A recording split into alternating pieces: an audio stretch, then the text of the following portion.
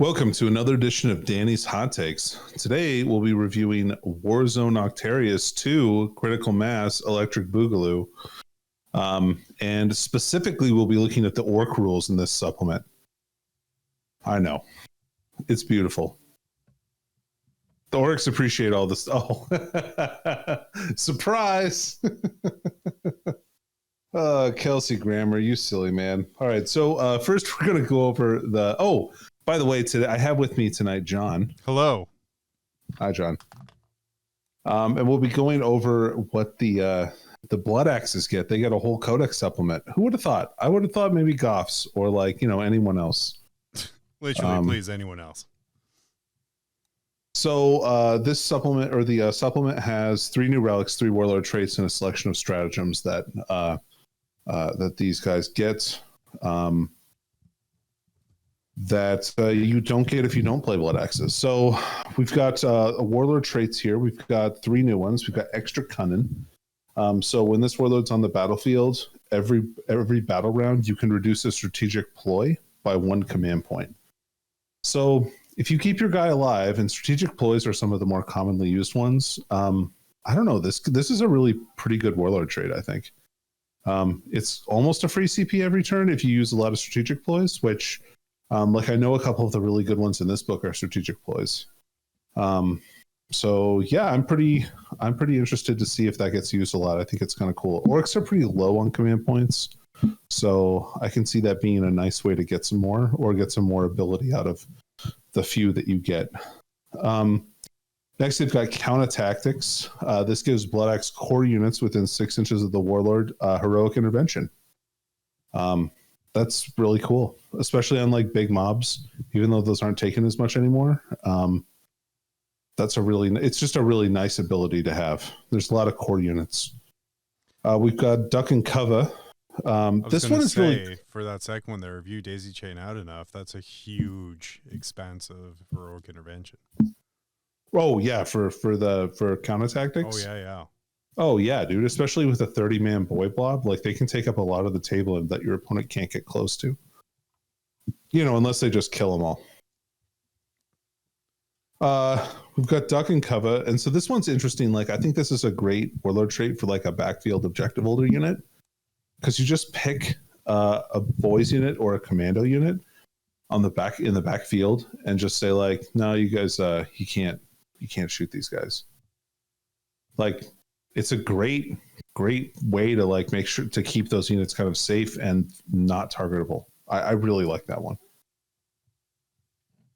Because you could even hold an objective that's in the open. So what would normally be a terrible... they have to be an area terrain too, though, yeah, right? they have to be an area terrain as well. Okay, all right. So you've got to be an area terrain.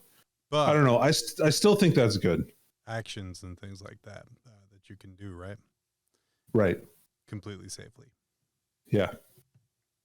So, I don't know. I like that one. I guess it's going to be circumstantial to the map you play on. Next, we've got... there's relics. So they already previewed the Fight Detector, which is an amazing relic, hilarious as well.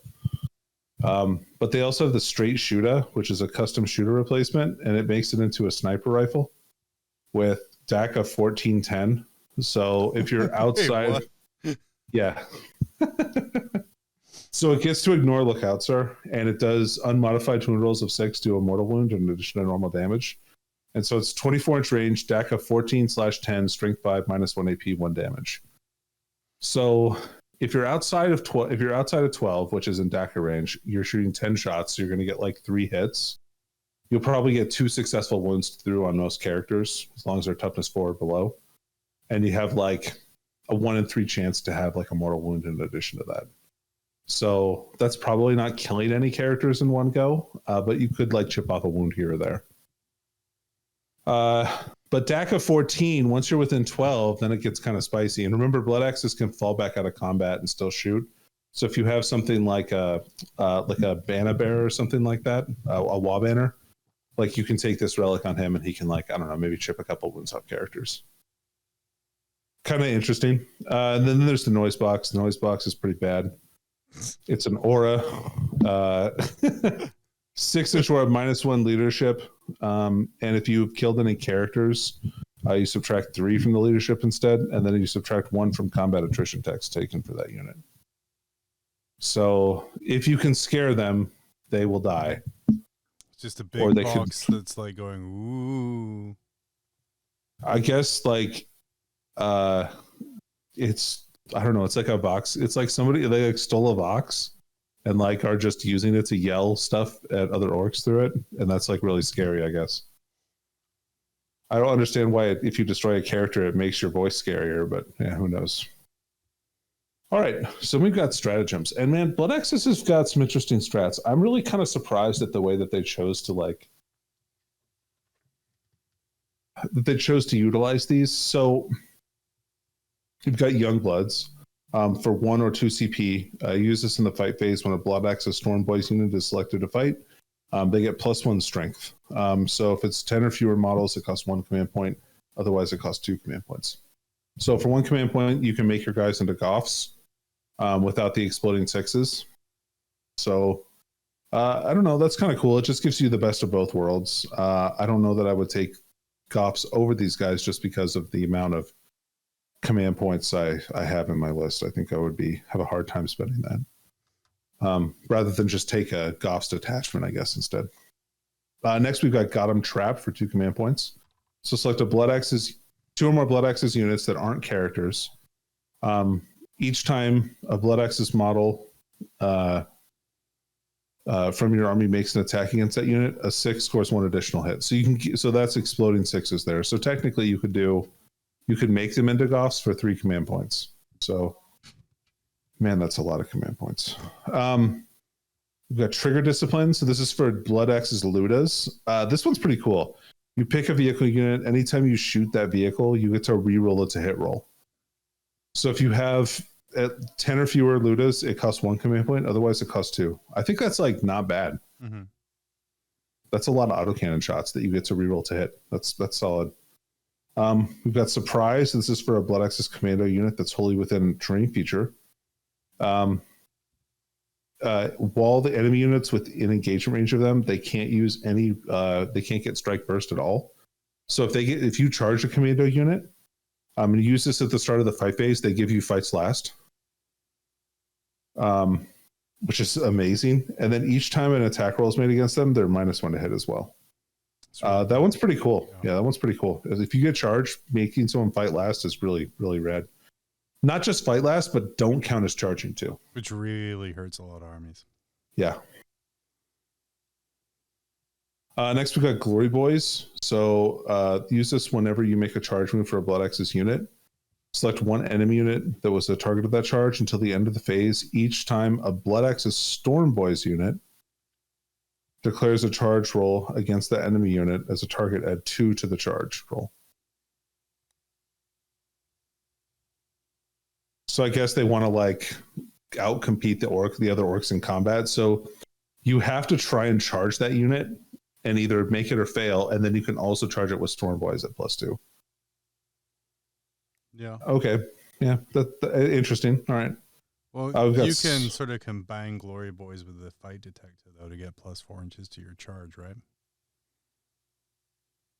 Oh, no. Different turns. I'm trying to make things happen. Yeah.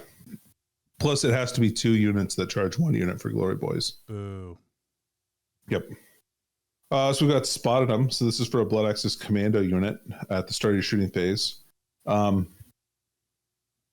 Until the end of that phase, each time a Blood Axis model from your army makes an attack against the enemy unit, they don't get cover. So you can kind of spot for people within 12 of commandos. Nice. Now, Tactical Awareness. I think this is my favorite one by a long shot here. So you select a Blood Axis unit from your army until the end of the turn. They can perform an action even if they advanced. They can make ranged attacks without the action failing. And if they're a character, they can still use aura abilities while performing the action. I think this is it's really good. That's a lot of cool stuff that you get. Especially at the beginning of the turn whenever you start an action and you can advance into an action. Orcs can move pretty far. There's a lot of units like bikers and stuff like that. So I think there's definitely some play there with Tactical Awareness. And then we've got special ammo. So this is used in your shooting phase when a Blood X unit selected to shoot. Shooter models become DACA instead of they become DACA 4-2 instead of 3-2, and they get AP -1. If you have more than 10 models, it costs 2 command points. I mean, it's a lot of shots. I mean, you could get 120 shots out of one unit, but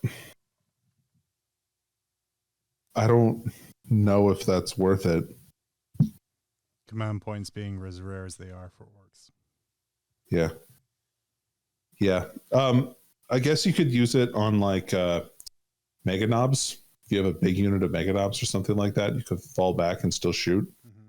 But why wouldn't you just want to stay and punch them? I want to punch them. Next, we've got the Speed Freak Speed Mob. So this is new Army of Renown. I think these rules are really interestingly written. They're kind of nuanced, and so I'm going to go over some stuff that's kind of complicated a little bit. So just bear with me though. So the restrictions is you could, your whole army, not just a detachment, has to have only units with the Speed Freak, Wagon, and Aircraft keyword. So you can't take any other units than those ones. So basically you're limited to like all the buggies, Defcoptas, the War Trike, the War Boss on Warbike, because he's a Speed Freak too. War Bikers, the different planes, which are very good right now. And also any Battle Wagon models. So Battle Wagon, Bonebreaker, or the Gun Wagon.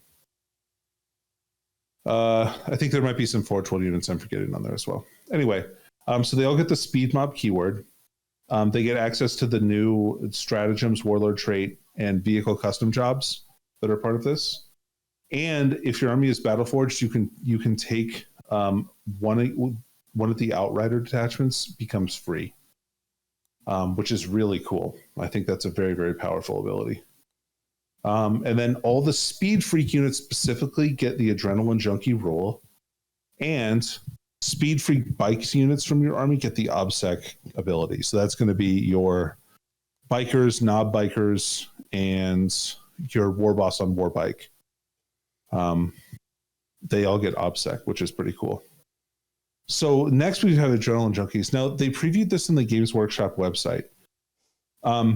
And this is kind of what I want to go over to make people like, I think there's still a really gross combination in here. It's just like kind of different than the current buggy build. It's kind of more of a plane and buggy build, I think, that's really good in this.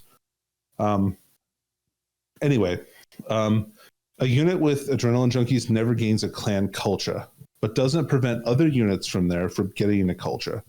So keep in mind that the clan culture is just the rules for that clan. It's not the keyword. So even though you take a Speed Freaks mob, you can take all of your units in the detachment from like one clan, and they'll still be a detachment of that clan. You'll still get access to the Warlord trait and that kind of stuff. And the units that aren't Speed Freaks in your army will also get access to that culture that the other Speed Freak models aren't. So that's going to be your planes and your wagons. So they'll get access to, like, if they're freebooters, they'll still get the +1 to hit. That the other units, since they're still like freebooters models, can still rack up the kill count. It's just they don't get the +1 to hit for that. So just keep that in mind. John, does what I just described make sense to you? It does, which is your kind of your litmus test. I'm your canary in the coal mine about rules clarity. Yeah. Okay, cool.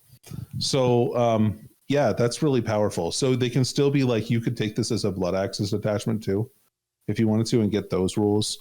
Or you could make them Goths or Evil Sons is a really good choice because they have an advance and charge Warlord trait that you could use on like the bikes. So you could like shoot bikes up really far.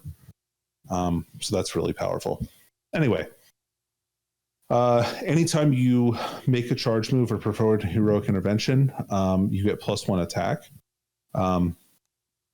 And each time you advance in your movement phase until the end of your shooting phase, you count as moving to have made a normal move. So they can advance and shoot without penalty, which is great.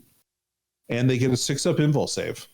Or if they advance, they get a 5-up invul save. And this is not just from shooting. This is from just anything. So they just have a 5-up invul if they advance. It's a really great ability. It makes the army... It's interesting, right? Because a lot of people would want to stack the +1 to hit on things like the Dakka Jets, or not Dakka Jets. I'm sorry. The kill Megatrack scrap jets. Yeah, that's what I was thinking. Anyway, you get the freebooters attack, the freebooters bonus on those, because like those that have 4+ to hit are very deadly. They have a lot of shots. They hit pretty easily. So yeah, I'll be really interested to see how that all plays out. Kind of. Let's look at some of the custom jobs here. So we've got drag chains. One thing to keep in mind about these vehicle custom jobs is they fall under the same disadvantages as the other ones. So you can only take these on like a buggy unit if it contains one model. It's not going to be the whole squad. So just keep that in mind. So this is for a speed mob vehicle model only. When you fall back, you select an enemy unit that was engagement range and roll a d6. On a 2+, they take d3 mortals, or on a 6, they take 3 flat mortals. So if you're, you could use this on like blood axes. Like this is going to sound super weird, like a love it, like a bone breaker, because they can still fall back and charge because they get the blood axes like special rule. Right, so like you could fall back, do d3 mortal wounds or 3 mortal wounds, and then just charge back into combat and crush them again. So retreat, crush. Yeah, or alternatively, you could just buy the better like Def Rolla. That's probably better. Do that instead. And then you have raised suspension, and this is for a speed mob vehicle only. While this model is within engagement range of enemy units, it can still make ranged attacks against enemy units that aren't in engagement range of it. So it can basically just ignore being in combat and shoot out of combat. That's super annoying. Yeah, I hard agree. Then we have the Warlord trait. Here we have Speed King. This is previewed by Games Workshop. This makes your Warlord into a lieutenant. It's amazing. You should probably take this. Rerolling 1s to wound is something that orcs don't really get very much, and so when they have the ability to do that, you should probably do it. And next we have stratagems. John, what do you think about these strats? They're very thematic to the army, but seem to be pretty cheap as well, which is kind of nice, especially as we're talking about CP is kind of sparse sometimes with your orcs. Yeah. Mostly one command point is kind of nice. So we have Blitz Adaka. So this you use on a speed mob vehicle unit, or it doesn't even matter. No. It's just you get to reroll to hit rolls of 1 if you're within 12 inches in the shooting phase. If you're a speed mob unit that has the custom Booster Blaster keyword, you reroll to hit rolls of 1 and 2 instead. So that's kind of cool. I don't know. Orcs don't get a lot of rerolls either, so you could get rerolls of 1 to hit and wound. If you had a unit of like something like war bikes in Dakka range, like a unit of 9 shoots something stupid like 90 shots. So rerolling 1s is like pretty good, actually. Anyway, you've got charge. So use this when a Warbikers unit from your army makes a charge move. Until the end of the turn, they get +1 strength, and they get an extra -1 AP. Man, that is a good rule. I think that's awesome. 2 command points is pretty pricey, but turning all your choppas into -2 on Warbikers, or like Knob Warbikers. Actually, I don't think they have the Warbikers keyword. I'd have to look. But yeah, getting +1 strength and then also -1 AP on their attacks is awesome. So AP -2 on all those choppa attacks is dope. We've got crashing through. Now this one is like really dumb, right? So this one combos up really well with like ramming speed, which is another orc strat for 2 command points where you take a vehicle unit and they get plus an additional dice to their charge distance, and if they hit on a 2+, they do D3 mortals. And so you look through the different choices here. So you roll 1d6 for each model to a maximum of 6 dice after they finish a charge move. If they have the biker keyword, for each 4+, the enemy unit takes a mortal wound. If it's a vehicle, if it's not Megatrack, Scrapchest, or custom booster blastas, for each dice roll of a 4+, the enemy unit takes D3 mortal wounds. Or if they're Megatrack, Scrapjets, or custom booster blastas, roll a d6. On a 2 through 5, they take D3 mortals. On a 6, they take 2d3 mortal wounds. So potentially, if you rolled like 3 6s, right, and you got the 2+ as well for ramming speed, you would do 7d3 mortal wounds to a unit. Gross. For 1 CP. For 1 command point. So yeah, that one's pretty cool. You gotta love like just arbitrary mortal wounds on stuff. I think that's awesome. It's very orky. It is. All right, so we've got more gets over ear. So this is when a speed mod model falls back. They can still shoot even when they fell back. And if they have the Boomdecker Snazwagon keyword, they get exploding 6s on their ranged attacks. Hell yeah. That's pretty cool. That makes Boomdeckers kind of neat. I don't know. They're already neat just because of the name. We have Attack Out of the Sun. So this is for Deffcopters. This one's amazing. Basically, yeah, this one lets you just for 2 command points pick up your Deffcopter unit. And in the next movement phase, they just get to re-deep strike back on the table. So yeah, I think that's pretty rad.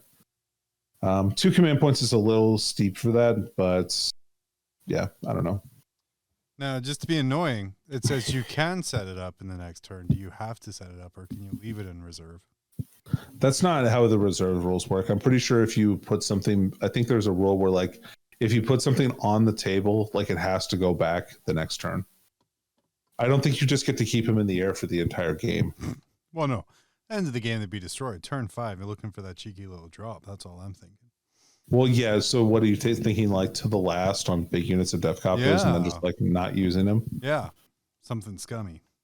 So just keep in mind, John. That's like what, 300 points you're removing from your game for 5.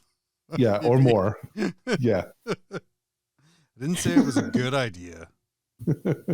Just an idea. Yeah. And then finally, we have lots of squigs. This lets you get a squig mine back on your Rocket Truck squig buggies. If you use that, you're my hero. Please mail Danny. mobrulesmobcast@gmail.com. Okay. Do you want to end it here? Or do you want to talk about these looted wagons? Let's jump onto the wagons. Now, these aren't necessarily a part of the rules. You can't use them in match play or narrative. Well, I guess you could use it in narrative, but definitely not match play. But we have new rules for looted wagons. Yeah, so these are looted vehicle rules. So cool. So orcs basically get to like loot tanks, and then they can buy them with the scrap that they get, as that's like kind of the secondary resource that orcs generate by playing games in Crusade. And you get to add these to your army and you get to make like a cool custom vehicle and play with it too. So the first one that they have is the looted wagon, which is basically like your transport type. So you can make it kind of like a chimera. You can put 6 shooters on it. And then also you can take up to 2 big shooters or scorches. So like a heavy flamer. And it's basically kind of like Rhino stats, toughness 7, 10 wounds, with only a 4+ save. And it has custom red button, which is a little chart that you roll on once per battle. I like D6 roll of 1 as a snack dispenses. Yeah. It's a tasty grilled squig, John. No effect. And then if you get roll of 2 through 3, they add 4 inches to their movement. A 4 or a 5, it gets exploding 6s on its shooting attacks. And then 6 is hidden rockets. Until your next command phase, you get a rocket launcher. That's awesome. It's great. And it has a really good transport capacity as well. Yeah, you can put 10 flash kits or infantry models in there. So same capacity as a truck. Next we have the looted Evie wagon. So this is like your Predator kind of equivalent. So it's 12 wounds instead and a 3+ armor save. You can pick one of the following, which is a kill cannon, a lava, or a zap gun, which are kind of the standard orc heavy weapons. It also comes naturally with one big shooter. You can replace the big shooter with a rocket launcher or a scorcher. And you can take up to 2 of the following, big shooter, rocket launcher, or scorcher.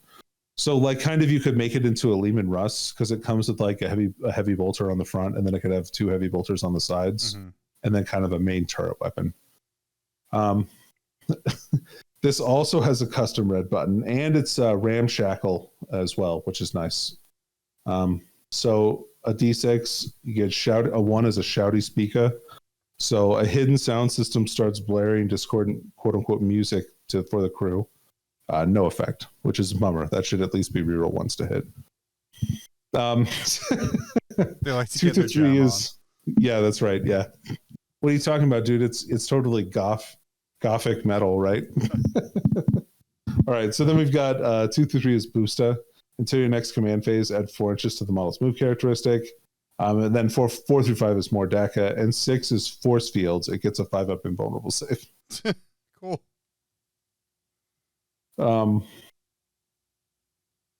Let's see here. And this,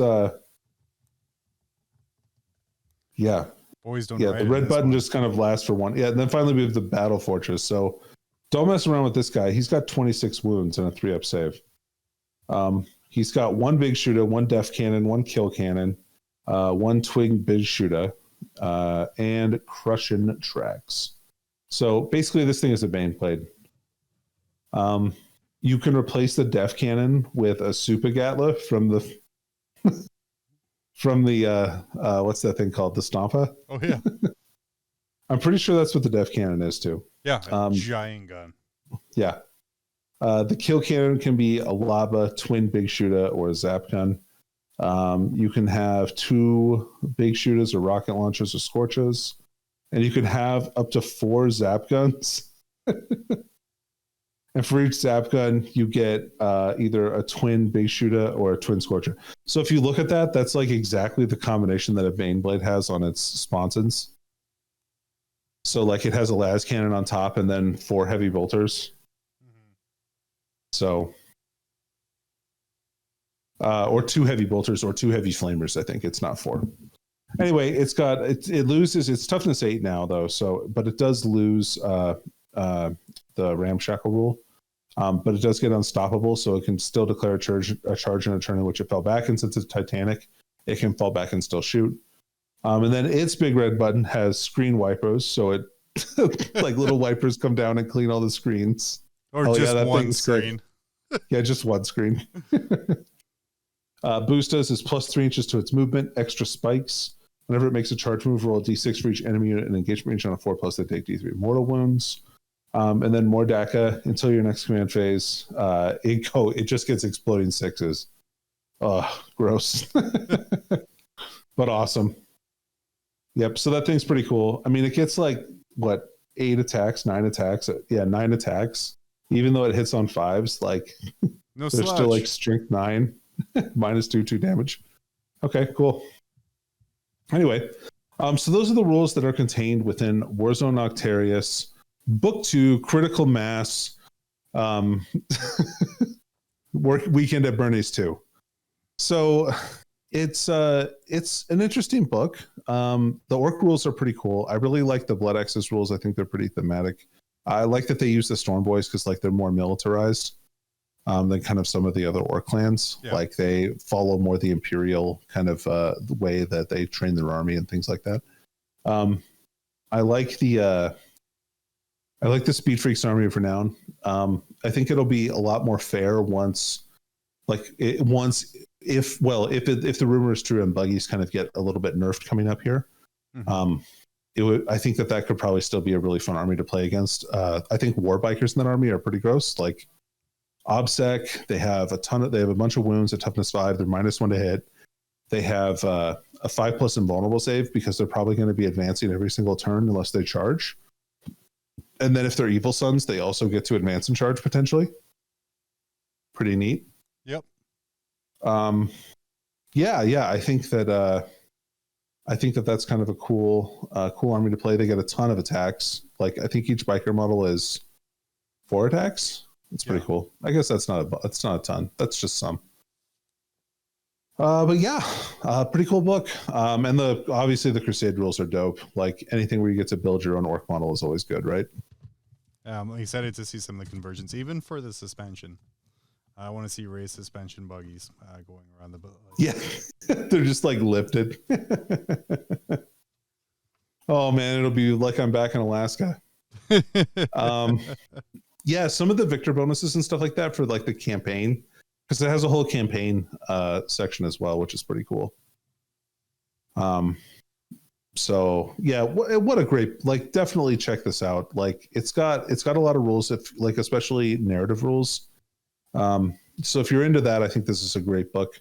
If you want to play with the Blood Axis or the Speed Mob Army of Renown, I think those are great. You probably won't buy it for your Rogue Trader army. You don't know me.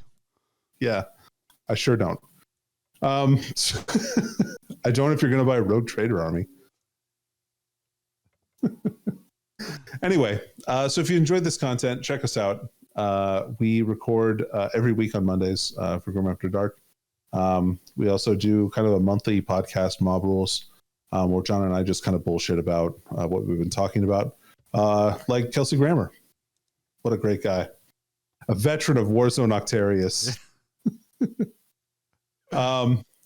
Also, if you like the video, go ahead and subscribe. You'll get access to our other Codex reviews that we do. We try and do these every single time a new Codex comes out, as long as Games Workshop is nice enough to send us one. So thanks, Games Workshop. Yeah, for this advanced copy, we really appreciate the review copy that was provided as an advert for GW. This amazing copy of Warzone Octarius, Book 2, Critical Mass, the climax of the Warzone Octarius campaign. Oh, yeah. That's why I'm here. Thanks, John. You're welcome. We need to speed that up into like 1.5 speed, so you sound like one of those announcer guys. I'm just a shill, Danny. Shill. That's right. That's why we make these big reviewer bucks, John. Hell yeah. So anyway, I've been Danny. I've been John. And we'll see you next time.